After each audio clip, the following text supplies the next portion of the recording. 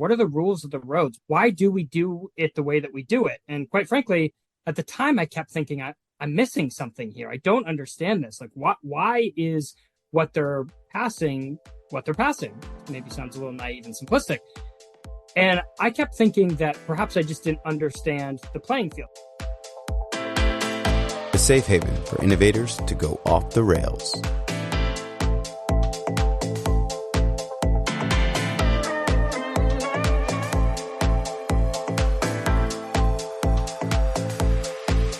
Welcome back to the Off the Rails podcast, a show about the runaway train that is our healthcare system and the innovators working to derail it.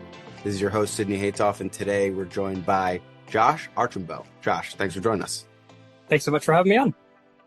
Of course. So, Josh, we usually like to start with a couple of boilerplate questions that I ask everyone. We'll go ahead and do that. I'm excited, though, to jump into this conversation, just given the hype around the legislation that you were instrumental, if not solely responsible for pushing out there to help patients apply cash payments that they make to doctors towards in-network deductibles. I just wanted to start off by saying thank you and kudos, and look forward to diving in. But first, questions. What's your occupation? Where do you work? What's your favorite food? And do you have any pets? Oh, hard-hitting questions. All right. Let's dig right into it. I actually wear a few different hats these days, but primarily in the public policy world. Cicero Institute, which is a multi-state think tank, headquartered in Austin, Texas, but working in, I think, 20 states as of today, of the recording of this. And Cicero works on a number of different policy issues, healthcare being one of them, really trying to focus on incentives and trying to make sure that the delivery of mostly public programs or other programs that the government touches some way in through regulation or law is aligned properly to get the outcomes that we so desire as society. And there are plenty of legacy systems and status quo public policy issues that I think most Americans, right, left, center, would agree are not delivering on those outcomes. So that is how I spend a good amount of my time working with Cicero in the team there. I'm one of 4 or 5 there working in this space. And then I also help run a nonprofit called Reformers Academy. And we run an academy called Health Reformers Academy, which is trying to train more young and mid-career folks to go into public policy and healthcare, because for the last few decades, we feel like that the talent level hasn't been up to the task to make sure that we're having an intelligent, informed conversation for the betterment of all Americans. In terms of my favorite food, good question. Probably depends on the day. I would generally say maybe Italian food as a category. If I had to be more specific, pizza in general, although as somebody who is getting a little bit older every year, I have learned recently that I'm not supposed to eat yeast. So that rules out a whole subcategory of favorite food. So sourdough pizza for me these days is the go-to. I'm allowed to eat that. And then as far as pets in my household, there are 0 pets today. My children in the home object strongly to this and lobby probably twice a week for a cat or a dog, but I have not fallen prey to that quite yet. We want to be out on the road moving and grooving, and that's a lot harder when you get pets in the house. So, Amen to that. The moving and grooving with pets. I have a big wolf-looking dog, and she's flown with me a number of times, but it is definitely not as easy. And I'm sure with kids, that would be even worse. I don't have any kids, thankfully, yet. But no, let's dive in. What brought you to, or what got you to this point with Cicero and with your career with regards to policy and specifically around healthcare? Was it always going to be healthcare? Is there any particular event that occurred in your life or family, et cetera, that led you to healthcare? Probably the moment I worked for Governor Mitt Romney when he was governor in Massachusetts, and he signed Romneycare at the time when I was there. And that was a little bit of a trial by fire of what is this situation on healthcare. Now, my dad was, in hindsight, a pharmacist.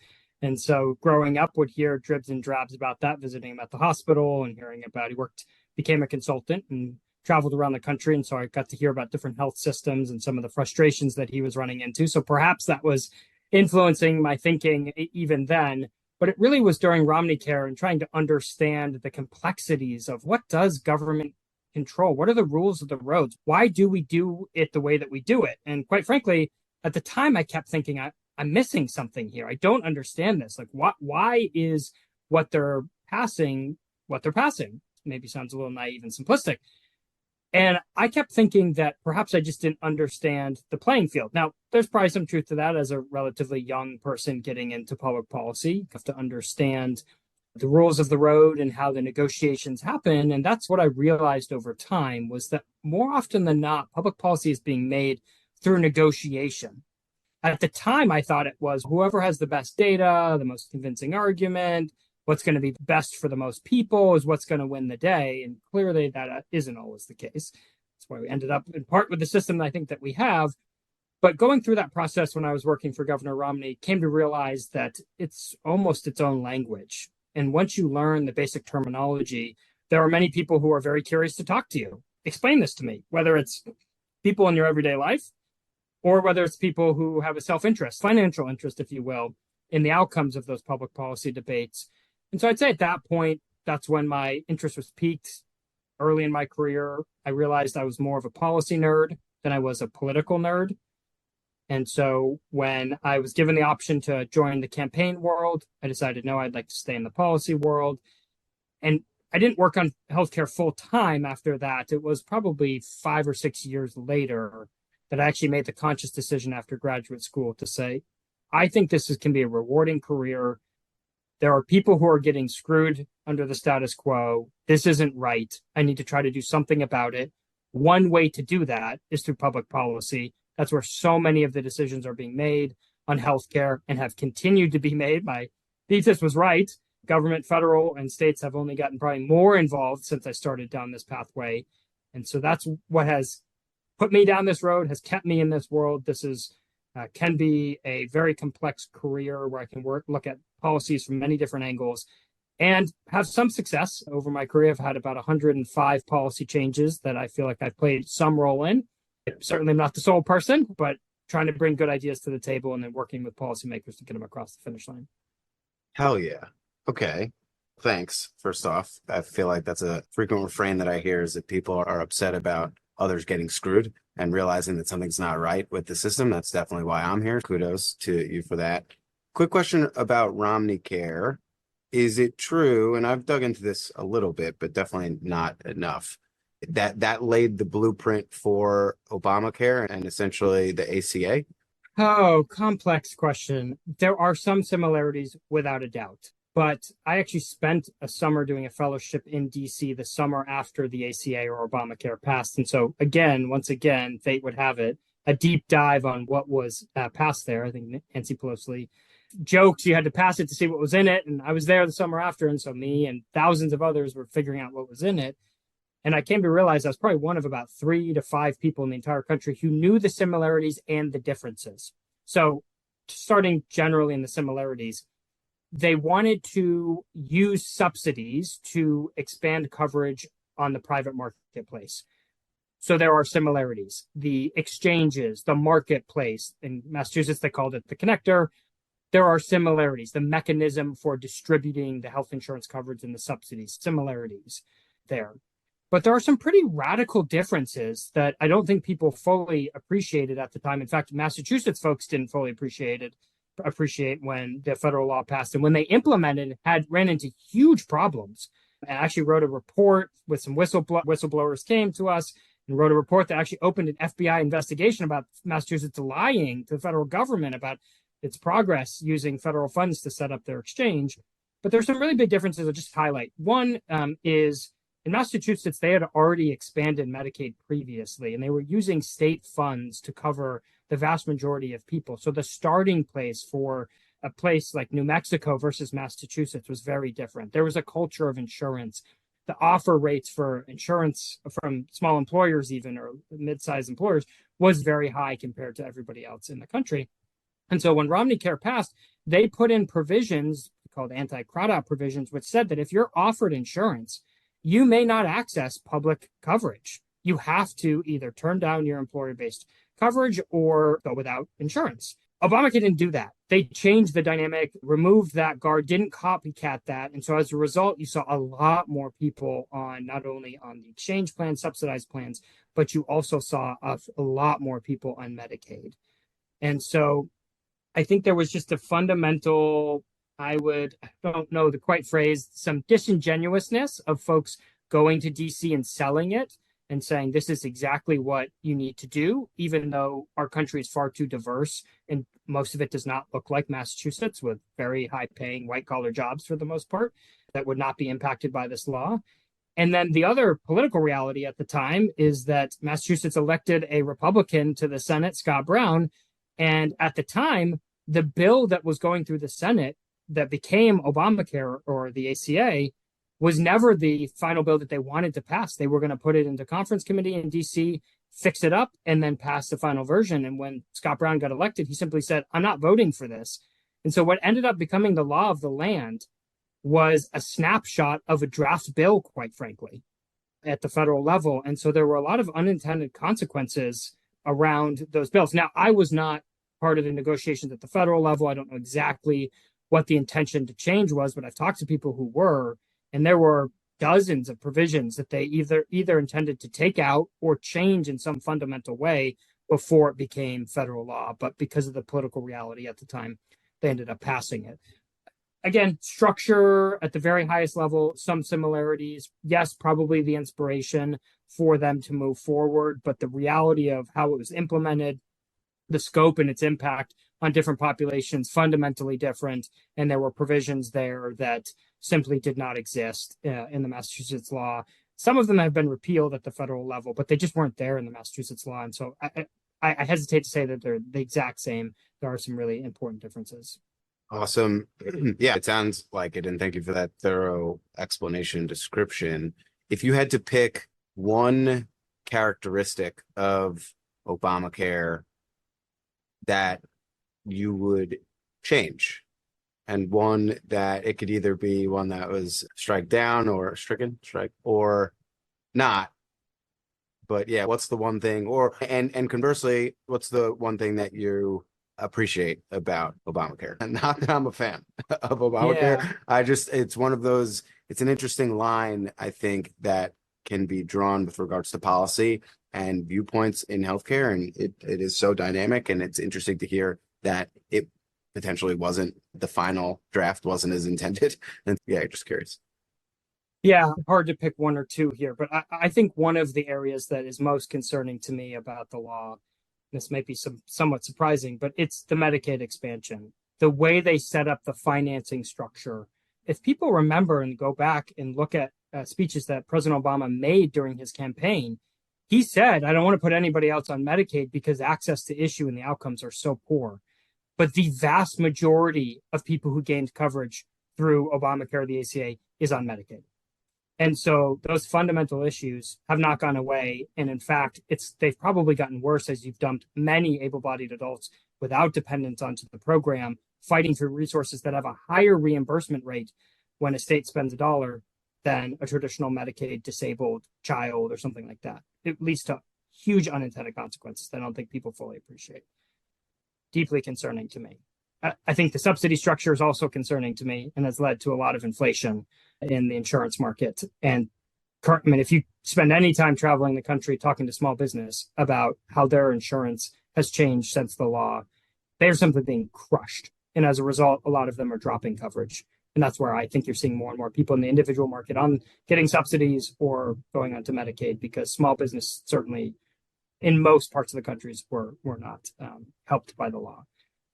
In terms of something that I wish stayed, I don't know if the exact structure was right, but the Cadillac tax capping the employer exemption for the generosity of employer-based insurance is a long-standing debate that has agreement on both the right and the left, at least in the economics world, that the way we've structured our health system with tying insurance to your employer and really having it being an open-ended benefit is inflationary and really not leading to the kinds of outcomes that we want, or kinds of employee engagement or even employer engagement and thinking through how to tackle some of these cost issues that we have. I would have liked to see that stay in some form. Again, there's debate on exactly if it should have been tweaked in some way, but that general principle of making sure that we're not just letting rich people get huge benefits by having very generous health plans that's leading to some of this dysfunction would have been something I would have loved to tackle. All right, last one, I think, and keep me honest. I haven't answered all your questions. Things that I liked, I think the general goal of the law to make sure that people can access care is a good one. I question whether giving everybody an insurance card is the best way to do that.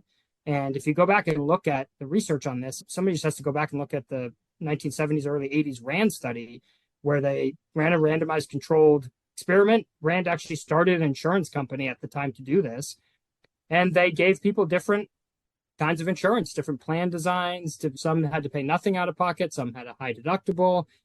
And the final conclusion was patients couldn't make the heads and tails on what was necessary care versus unnecessary care, and people's health outcomes weren't that much better, which calls into question whether giving somebody a health insurance card is the single best way to lead to better health outcomes. And I, as a country, would like us to focus on that, because ultimately that's what matters.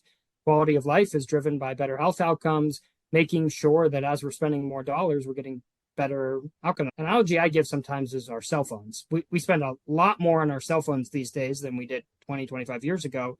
I think the vast majority of people think we get a lot more value. And that should be the goal in healthcare. If we're going to spend more money, then we should get a ton more value, better outcomes. And just as important, stop doing the bad stuff. Stop wasting money that's not leading to better health outcomes. That's how low the bar is in our current status quo, that we can't even stop the bad stuff. And so we need to make sure that we're focused on that. And I'd like the public policy world not necessarily leading on all of these things, because I think it's hard for them to be as dynamic as they need to be, but at least supporting an ecosystem and rewarding the innovators that are able to move into that space as quickly as possible. Okay. Yeah. I want to dig into that RAND study at some point. I'm going to put a link to that in the show notes because that sounds fascinating. I had no idea about that. So thank you for bringing that up.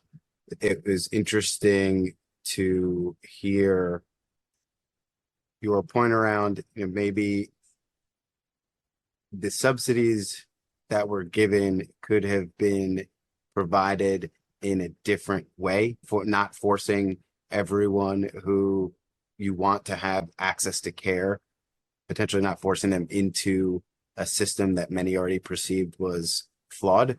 And I think I'm likening that or drawing some parallel between that statement, which I think to take a step back is there are a lot of flags and points to this concept of giving cash allocations and letting the individual decide how to spend the resource that the government is going to provide. And that's a whole other story. G. Bai wrote an article, I believe, in Forbes that came out the other day where she's talking about cash allocation and how that is potentially a better solution than forcing people into a single path with regards to accessing resources.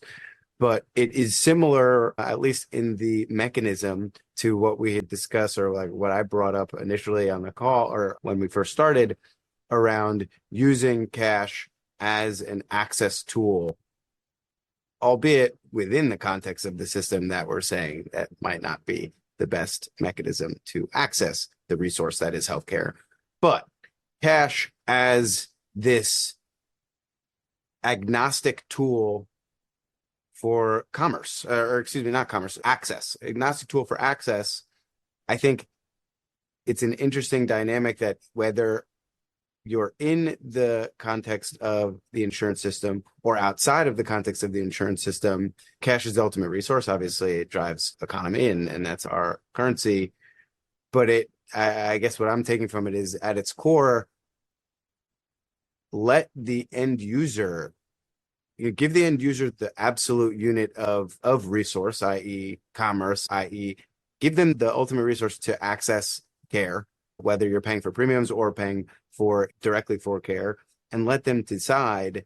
I think the policy 2002 in Texas, and I forget the number in Tennessee, I think hinges around that same concept. Would you agree? Yeah, just for listeners, just to give a little background. So where this initiative came from, we call it Patients' Right to Save. There's a couple pieces to it. There's a few of us policy thinkers who are looking at the landscape, and there's a lot of problems in the current structure of the system that we were not going to change overnight. We're not going to get rid of the tax exemption for employer-based insurance anytime soon. In fact, when John McCain suggested that in the presidential campaign, Barack Obama's campaign spent the most money on any single issue on that one proposal in attack ads. So I think that speaks to the political nature of that proposal, such as that. So Congress, as dysfunctional as it is today, I don't think is going to tackle something like that. As we looked at the landscape, we were trying to think, how do you better align incentives within the status quo to reward providers who are providing more ethical pricing, for lack of a better phrase, that's not going to bankrupt somebody right away? As you look at the statistics, most of your listeners familiar with just the terrifying trends that we're seeing, whether it's individuals' ability to pay for something out of pocket, what's in their savings, cost of living, to the increasing deductibles that we face with most health insurance plans. It's just affordability is becoming a serious issue. And you have one side kind of proposing, we'll just take it all over and socialize it and have taxpayers spread the cost. Huge unintended consequences, I would argue, in that sort of proposal. And we can go down that rabbit hole if you want to. But there's another alternative here, which is to say, just align incentives properly, or at least more properly when you can. And so one of these proposals that has floated around for a few of us for a number of years, and now a handful of states have passed, the state of Maine, Texas, Tennessee, and Arizona has a version of this now, says that, look, if there's an ethically priced cash-based provider, when we talk to those cash-based providers that are popping up in the market, they're saying to us, we can provide a quote unquote discount or a better price because we're not having to deal with the insurance company. You're going to pay us right away. We're not going to have to wait for 90 days or 180 days as we fight with somebody over whether this was a necessary service or something like that. And so the proposal is pretty straightforward. Simply says, if you find a cash-based provider that's below the average in-network rate for your insurance company, then the insurance company, when you submit proof that, hey, I went and got this MRI, it's medically necessary, you would have covered it anyways, you need to give me credit towards deductible. And this was based a little bit on anecdotal conversations we're having with people. And we'd see family members and friends and others say, I could go over here. For the few times people saw the price ahead of time, with that caveat, and hopefully things are getting better here. We've worked hard for the last few years on that. And I've worked on that issue, price transparency in general, since 2012. But for those that saw the pricing, we would still hear people say, I'm going to go to the one that's twice as expensive because I'm paying all this money for insurance. I want to at least get credit towards my deductible. Completely economically irrational, but that's how they acted. And so we said, what if we knock down that barrier and simply said, you will no longer be penalized by going out of network if the person's out of network, or even if they're not out of network, and you pay cash as long as it's less expensive, you should get credit. So that was the rationale behind it.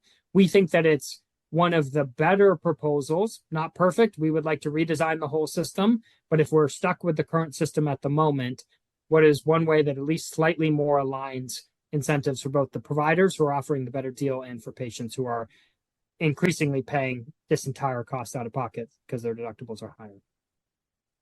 Okay. Thank you for that thorough explanation. Okay, so now I'm going to go back to what we were talking about, the previous kind of bullet point, if you will, around infrastructure, talking about the cash as an alternative to subsidy. And now we're talking about cash as an alternative to the deductible. I think you just touched on it. What I'm getting at is the fact that we just have a broken system, and broken with regards to infrastructure.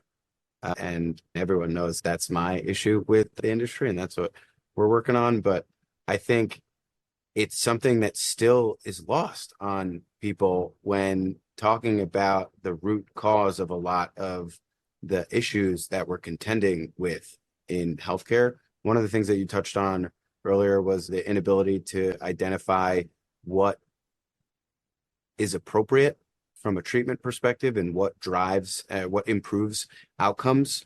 Healthcare is complex, 16,000 procedure codes, another 68,000 diagnosis codes, 1,000 DRGs. Like it's tough to know exactly what modalities are appropriate, and that is ever shifting, thankfully, with innovation. But we're stuck on a system, on a chassis that's been around since we were kids. And I know I'm beating a dead horse when I say this, but I just like to remind everyone that we're dealing with a broken admin system. There's a reason why people attribute 30% of our spend towards administrative waste, specifically pricing failures and admin complexity, and $1 trillion close to being thrown in the garbage because of a broken system. And as I've gotten deeper into understanding how to further and how to better distribute this concept of direct care and transacting using cash outside of the system, it's led me to understand a little bit more about why care is so expensive and how that broken infrastructure, the convoluted infrastructure, allows for bigger chunks and slices to be taken out of the equation without anyone really knowing, aside from those who are getting fat off of it. And so guess what, the point here that I'm making is all comes back to infrastructure. And to your point, I applaud you for taking a simplistic approach towards, look, we want to give providers economic incentive to continue offering fair pricing outside of the system. They're doing so because it's cheaper for them to collect revenue than having to submit a claim, i.e. an invoice, follow up on that claim, and then get paid maybe 3 months later. So I think taking a simple approach is definitely the right one, but because you've been gracious enough to hear my concerns and listen and frankly process and respect and seemingly value my concerns. No, but I've seen how, or I fear that these bills that have been passed and that obviously have great intentions, that they could potentially be, what's the word I'm looking for? Skewed, perverted by insurance carriers, the way that they pervert a lot of things, seemingly always. But I'll be more specific. So the concept of cash and offering a lower rate to a patient than they would have paid towards an in-network deductible. At its core, that's illegal in states, specifically in Texas, which it's interesting that the law passed and no one kind of, not to say that you should have known or anyone really should have known. It's tough, but the sell side, provider side has grown so fearful of this concept of dual fees and charging patients different prices based on insurance status and what that could result in the way of regulatory scrutiny or contractual commercial scrutiny from the insurance carriers that that these providers are accepting contracts with in exchange for those potentially discounted prices. Accepting, and we'll take a step back, I'll give you an example. Patients insured, they have a high deductible, they're using their high deductible plan as catastrophic coverage, because they're not getting first dollar coverage, period. And so they're, instead of going through the system and subjecting the provider to the expensive billing apparatus, which is core of the brokenness, but it's subjecting the providers to that, they go and they pay cash, and the providers incent that. Insurance carriers see that as inducement, and where a provider is inducing a patient to go outside of the bounds of the contract that the patient has with the insurance carrier and that the provider has with the insurance carrier.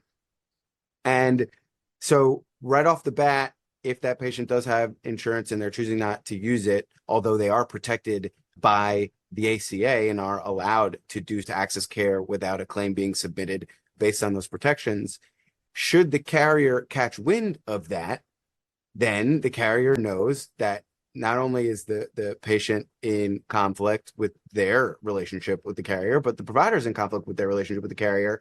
And the carrier's incentivized, obviously, to prevent that because they want people to rely on them and the infrastructure. They want people to keep going to the insurance directory to see where they can be seen, and need them to submit invoices and manage the payments so that we all need them still. It's people refer to it or liken it to being addicted to the system. Providers are addicted to the demand that they get from being on those provider directories. And Who wouldn't? That's the only way to get to for people to know that you're there is through directories. That's why we have the yellow pages, and that's why we have Yelp and Google, etc. The point that I'm getting to is this fact that at its core, though, that is the provider and the patient are in conflict with their contract. And my concern is that the carriers will go after the provider. They're not going to go after the patient, right? They want the patient to continue to pay premiums. And so the patients, they're seeing this as a deal, as a way for them to navigate the system more efficiently. And to your point, you're right. Like, it is a deal for them. They're able to pay less, although it might take them longer to reach their deductible. It doesn't matter. They're not getting fleeced by the contracts, even though those contracts are supposed to negotiate on their behalf. And so there's a problem at its core when the contracts that are being signed are greater than what the provider is willing to accept. And then that points to the infrastructure a problem as well, because they're willing to accept it because you don't have to go through the system. So the system and the infrastructure in the system is broken. Besides the point, the insurance carriers don't care about they care about the patient. That's not who they're going to go after. They're going to go after the provider. Why? Because the providers who they have to potentially pay once the patients meet those deductibles, if they ever do. And they're incentivized, although not as much anymore with the MLRs pursuant to the ACA, but they're incentivized to keep expenditure down, right? Insurance, they don't want to pay out. And so they also, not only do they not want to pay out, they want the providers to be, again, addicted to them. And so my concern with all this is, and I'll just come straight out and say it, that if the provider, patient goes and they submit the bill to the carrier that shows that they went outside the system, that the provider was accepting a lesser cash rate, the provider is going to be seen as in conflict with the insurance contract, in conflict with the dual fee schedule restriction, which in Texas, I think they call it the something around charging different prices for the same procedure, something along those lines. They call it a misdemeanor offense. I'll add a link to the show notes for that legislation. But my concern is, and this is based on something that I've seen in my revenue cycle career, is that rather than point the finger or notify the provider up front that they're in conflict with their contract, they're going to let the evidence mount, and they'll accept and collect all the potential contract violations that they can. And then come next year, when they want to renew the provider's reimbursement contract, they will, but they're going to renew it at whatever the cash price was minus a few bucks. And I use the example, and I think I've used this with you and the team at Cicero in the past, is $125 office visit, provider's accepting $100. Patient pays $100 cash. The doc saves that 25%, a little less on the billing admin fee, and everyone's happy. The carrier is going to say, oh, cool. So that $100 should be our contract rate. You're in conflict with the contract. You're in conflict with law, but it's okay. We're not going to tell on you. We're just going to reduce. You're just going to accept this lesser rate. It's not going to be $100. It's going to be 80. And it's 80 because really, if you're accepting $100, then all the times that we paid you $125, you were defrauding us. You really would have accepted less. And so the $80 is to offset that. And if you don't accept the $80, then we consider you not only in conflict, but you owe us the difference. You owe us $25 times however many consults that you did, thousands. And so unless you pay that, then we're not only going to drop you and eliminate the demand from coming to you, but we will come after you. We'll sue you. And not only will we sue you, we'll then also notify the regulators that you were in conflict with regulation, and you might have some legal repercussions.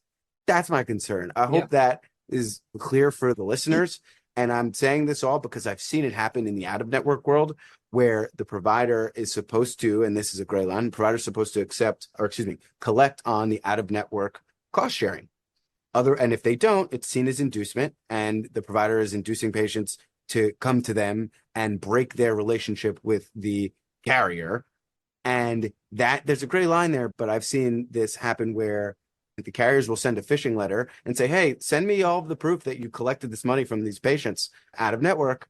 And the provider doesn't have a contract with the carrier at that point. So they're like, F off, I don't owe you anything. No, but some providers bite and they take the bait. they send or they don't send or they respond saying they don't have it. And then not only are they bite and they send the documentation that shows that they were accepting a lesser rate. And every time that the carrier, or for every claim that the carrier paid 2 and 3x likely in the out of network world, what would have been paid via cash, what the provider actually accepted for that, they process that as an offset. And they do the same thing. We're going to sue you. You defrauded us and we're coming after you. I've seen this happen to the tune of over $1 million for a 5-person chiro group. And so if they're going to do that for a chiro group, imagine what they're going to do for a surgeon.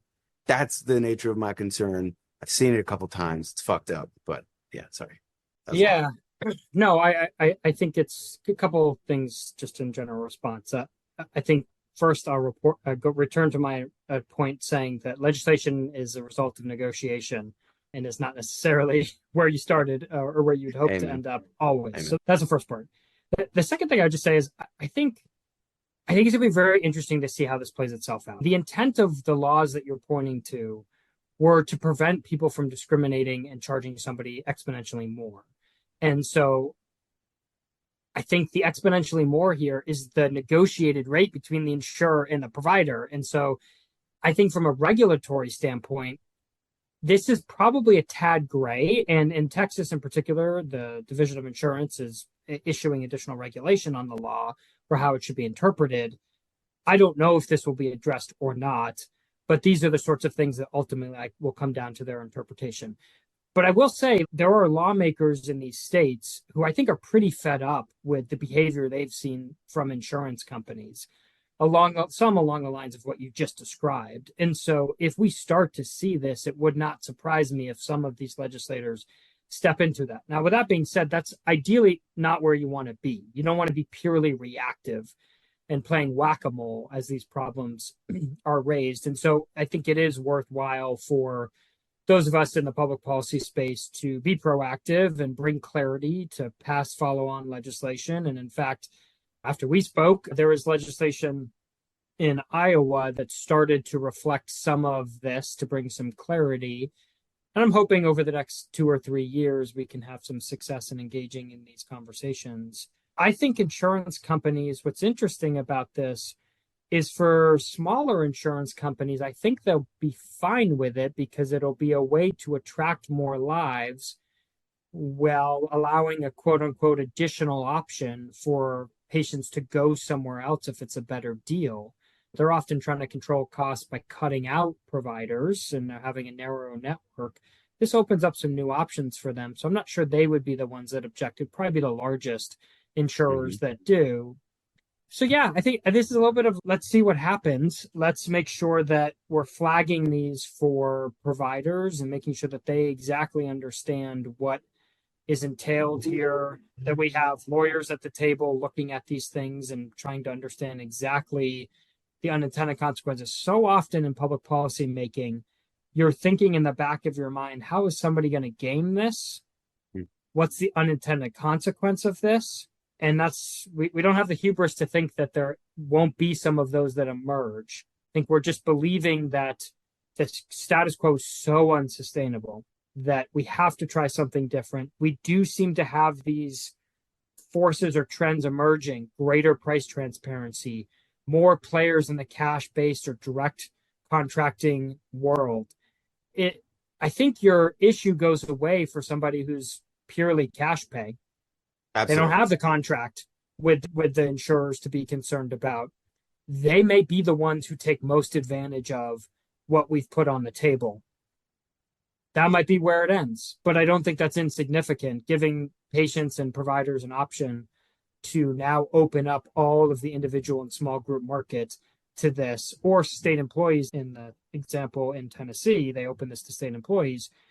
Like, that is a significant opportunity for a provider to say, I wasn't going to jump from being employed by a hospital, but now I know I can be a direct cash pay because people can find me. There will be a market for people to find me.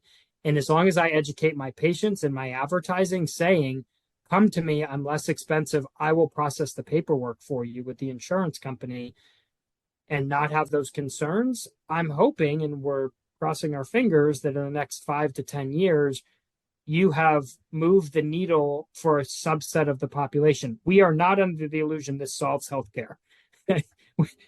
There are too many issues to be solved by some simplistic of an answer like this. This is a little bit more of a lifeboat option for patients and for providers who we have heard the desire for them to do something different. And if this helps them jump in a way to, and we've seen this anecdotally where some state employees in Kentucky and Florida and New Hampshire are then paying patients to go to lower cost options and new options opening. That's, I think, what we're hoping to induce here is more options. And what's the ripple effect that we hope to see there is that it actually benefits everybody in the market. There was some interesting research that came out of California when they moved, slightly different context, but similar type principle, when they moved to reference-based pricing. And there were some academics that did some work, and 75% of the savings as a result of the lowered price in reference-based pricing was actually realized by people who weren't state employees. They were in the commercial market. But because providers knew all of a sudden there's going to be a market who finds me, the state employees, they opened a lower cost option. Most of this was around surgery. And people walked through those doors having no idea that they were 25%, 30, 40% cheaper than other options in their area. I think that's what we're hoping to see, that regardless of whether you're uninsured, have individual insurance, small group, you're in self-insured, ERISA plan, wherever you're getting your coverage, some of those financing issues that we've pointed to, you can still take advantage of this. You may walk through the door at a lower cost option and not even realize it. But your current concerns are not, I don't think, unfounded based on some of the behavior we've seen in these markets in the past, and certainly worth us spending more time diving into. Amen. And thank you again for listening. You never know when you reach out. And again, obviously the intentions are great. And I would love to see more sweeping legislation. Frankly, I would love to see legislation where they remove any uncertainty around the dual fee schedule restrictions, because I think that's the uppercut combination to this, is completely eliminate any uncertainty so that is no a barrier to commerce in this way, because then the insurance carriers don't have any leverage, or at least don't have the leverage that I fear that they will use against the provider community. And I think, to your point, the smaller carriers, the self-insured employers, these micro plans, if you will, who in many instances are serving tens of thousands of lives in any region, they are incentivized to accept this trend. And I think that we've seen that in formalized in policy plan design, in general, where you see a lot of increasingly plans now anchoring around not only direct primary care, but also this concept of cash payment for specialty care, and accepting cash payments and having that be reimbursed through the plan, essentially using, again, cash as the mechanism by which the plan reimburses the patient who pays the doc. I think that gets back to our roots and where healthcare was before it got perverted by managed care apparatus and having to wait for insurance to accept, approve, or deny services before patients can take that next step. I think, in this instance, getting back to the basics is a good thing, and it'll be interesting to see how we're able to adopt both the efficiencies of cash with what I believe to be the original intention behind our insurance reimbursement system, and really the reporting, the invoicing system, those 16,000 procedure codes and the diagnosis codes, the DRGs, like that's all come down to and intended to streamline population health management. And the reporting of those codes is intended to be able to drive insights that would allow for decision makers to impact and change and be nimble around not only plan design, but really clinical pathways and how to drive better outcomes. I think we haven't seen that really. I think that the claims-based system and the coding system has fallen way short of that. And I think we're trying to make up for it with quote unquote value-based care, even though value-based care is still very much reliant on that original system. But I agree that we got to do something. right? We're at an inflection point where people are suffering, and any initiatives to alleviate that pain, I think, is a win for everyone. So, thank you for taking the lead on that. Any plans to bring that to other states in the union? I know you mentioned Maine. It's already enacted and active in Maine, that type of Yep, legislation, at least. it's been law since 2017, a variation of that. It's restricted a little bit to providers in Maine, New Hampshire, and Massachusetts. That was the legislative compromise that was needed to get that across the finish line. I think what gives me hope is anecdotally, we hear people taking advantage of this, whether they're in a state that actually has this or not. I heard of somebody, I think lives in Connecticut the other day, who shopped around for some, I think it was an x-ray, and was able to get credit towards the deductible from their insurance company when they paid the lower rate. So I'm hoping that there's multiple issues here. We can pass a law, but if nobody knows about it, then it doesn't really matter. It's the anybody hear a tree fall in the forest type situation.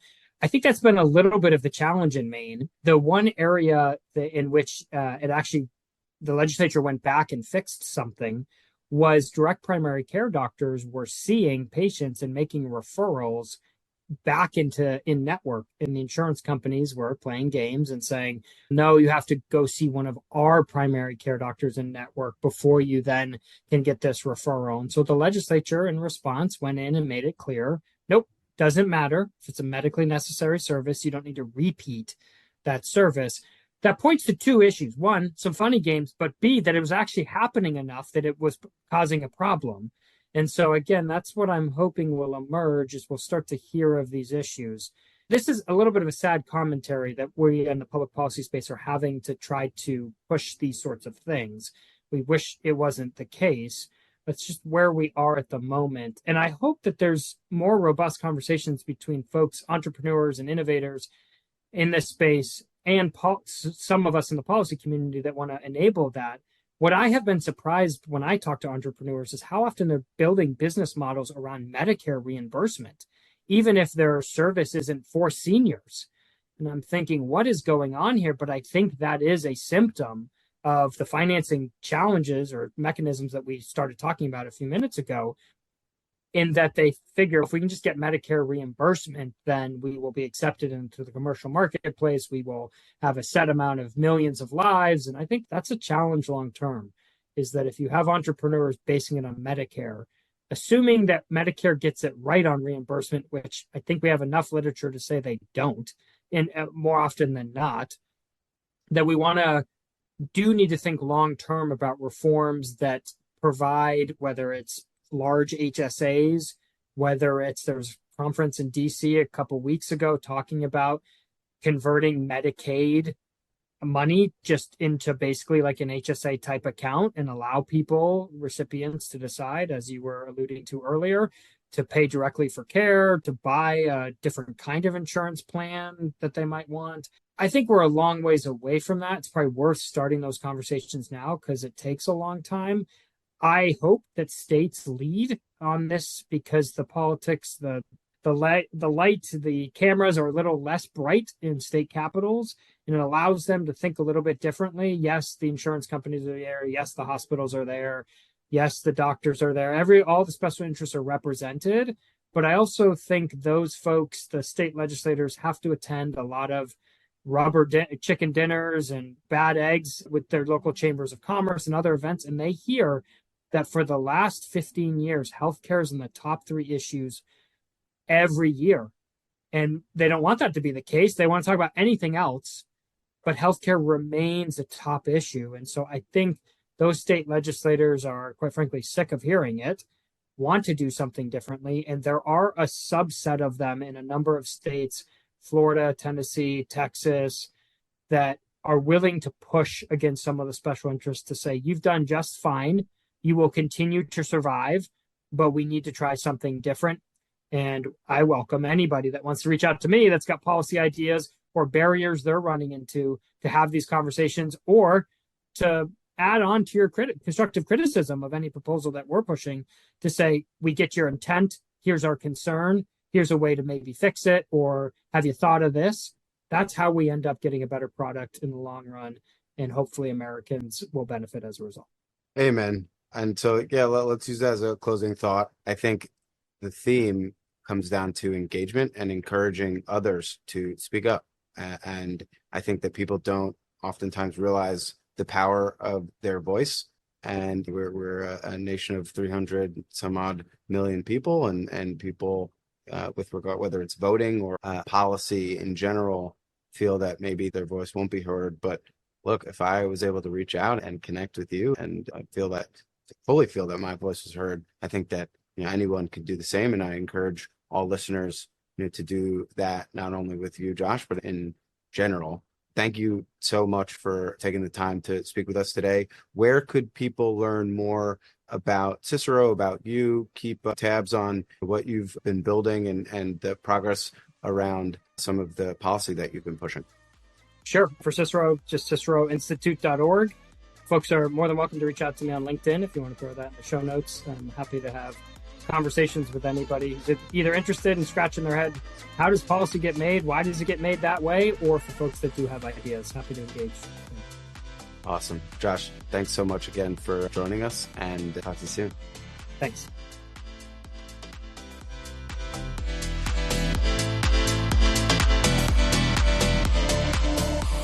That wraps up today's episode of Off the Rails. Remember, you can find us on Spotify, Apple Music, YouTube, and other major podcast channels. Don't forget to subscribe to catch all the content.